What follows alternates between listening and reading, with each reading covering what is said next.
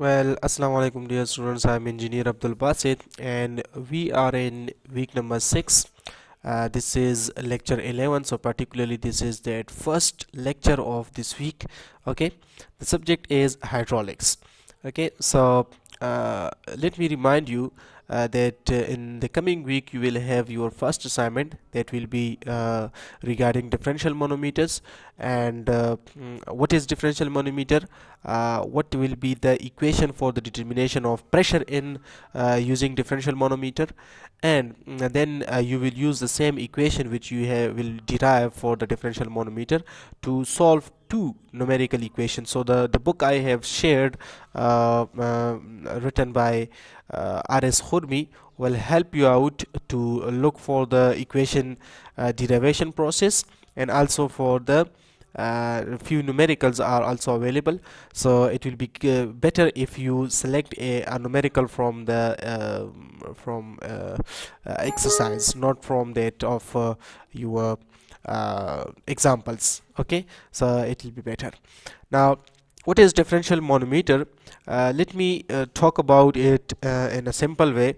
Here it is the detailed discussion about differential manometer, but I guess these two pictures are, you can figures, will be more helpful to discuss over here.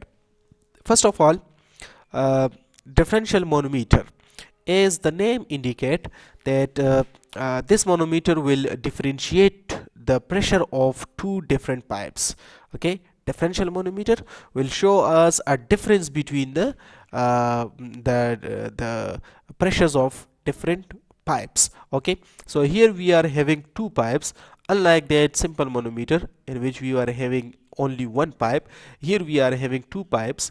Okay, the first pipe is this A pipe, and then we have B pipe. In both the pipes we are having the same type of fluid.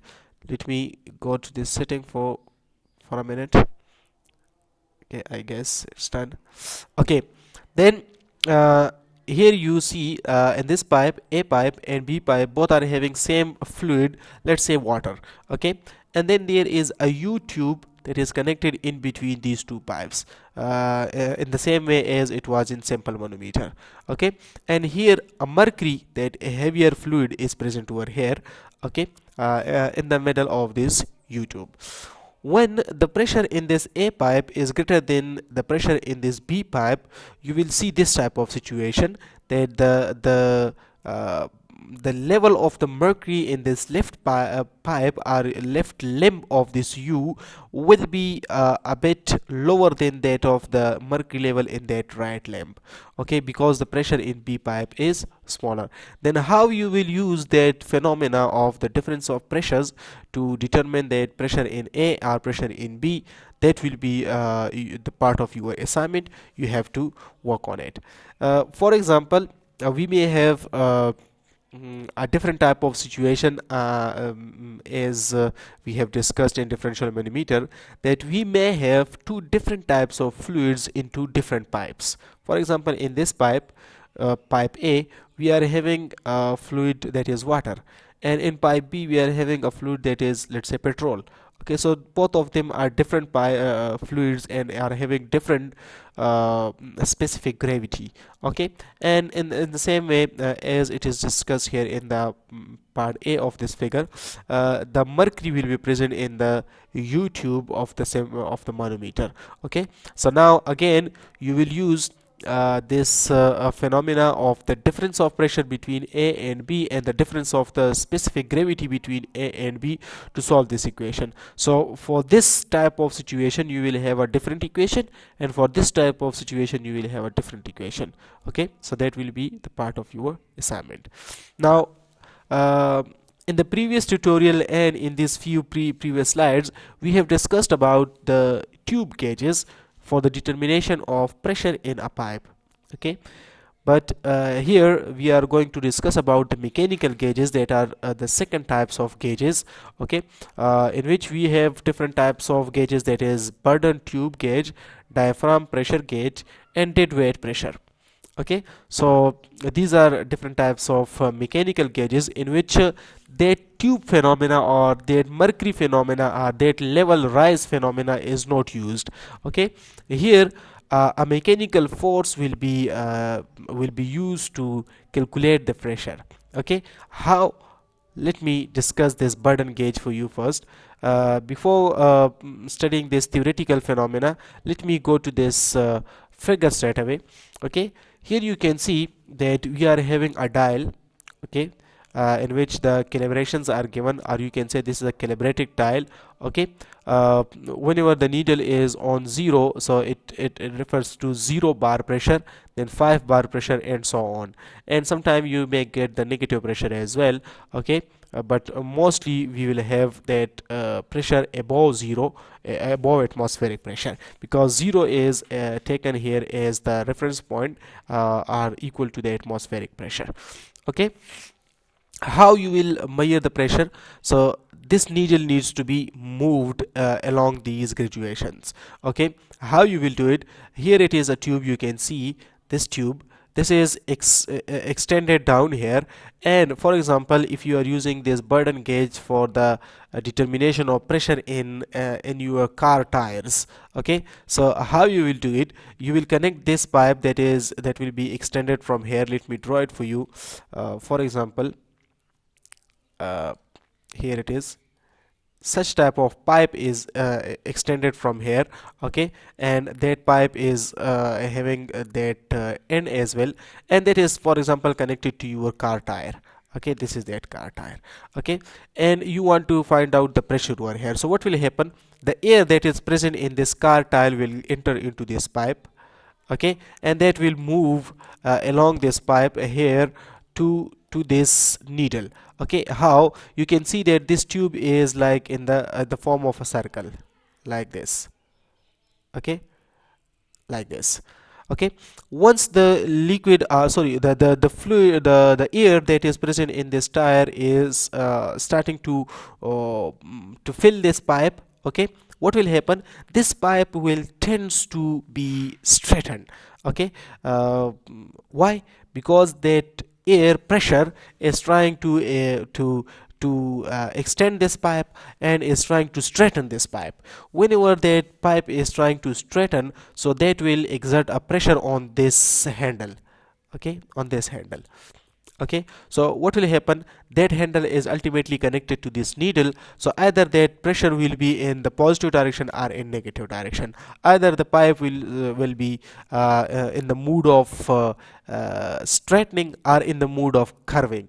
Okay, so whenever it is straightening, so what will happen? The pressure will increase, and that dial will exert a pressure on the needle, and that will move along these graduations. So whenever the needle is, for example, at this position, okay, so this refers to 5 bar pressure is present in your tire. Okay, so similarly this is also the same thing. It will work on the same phenomena, but the difference is here you can see that that curved tube is not used. Diaphragm is used over here, and that is straight away this diaphragm. Okay, whenever the pressure is exerted on this, okay, this will expand and will push this needle along these graduations. Okay, so this is diaphragm pressure gauge, and this is that burden tube gauge. Okay, both are working on the same phenomena. Okay, that you have to move this needle along these graduations. Why and how? This is that phenomena I have discussed. Okay, now let me move on to the calibration phenomena. Okay, so this is that theory regarding that same thing. Now let me discuss this dead weight pressure gauge. Okay, what does it mean? Simple. This is using a phenomena that is P is equal to weight per unit area, or you can say force per unit area. Okay, for the pressure determination. Okay, so how you will do it? For example, we are having a simple situation like this. This is called burden gauge calibrator as well. Okay, how you will do it?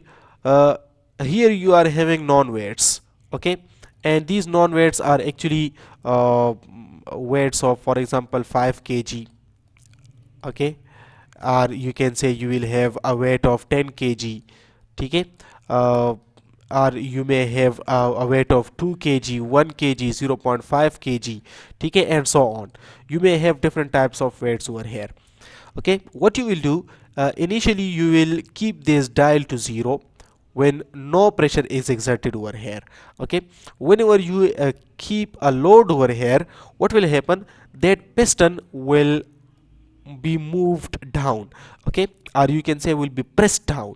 When it is pressed down or stressed down or is exerting some pressure on this tube is having a fluid, okay, so this fluid will be also moved along this tube, okay, and that will move this dial here in that gauge. Okay, so whenever you are increasing the weight, this dial will move along this graduation in a clockwise direction. Okay, so simple is that initially when we were having no weight over here, so the dial was giving us a 0 reading because we have adjusted it to 0 reading. So it means that atmospheric pressure is considered here as 0. Okay, and whenever we are exerting, let's say 5 kg pressure over here, 5 kg weight, okay, so 5 kg weight will exert a pressure over here, and that will move this dial. Okay, so then this dial, for example, it is moved to this position, okay, so now this pressure, what is this pressure now?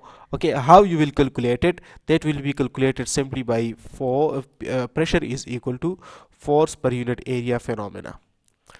Okay, and the area will be equal to the area of this piston.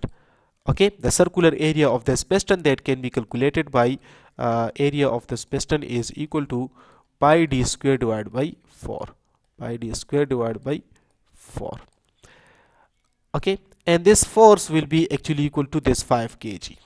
Okay, so you will put here this 5 kg and then the area over here, so that will give you the pressure ultimately in that dial. So you will write over here that the needle is fixed at this position, so this position is now equal to this 5 divided by a, let's say this is for example 2 bars, so this will be a 2 bar pressure. Okay, this is how you calibrate different gauges if there is some problem with the initially built gauges, or there is some problem with the newly built gauges. Okay, you have to calibrate it using this dead weight burden calibrator. Okay, so that's all. In the next lecture, inshallah, we will discuss about that Bernoulli's equation and its application. Okay, so I hope you have got something new to learn from this tutorial. Okay, in the next class, inshallah, we will discuss that Bernoulli's equation in detail. Okay, thank you very much.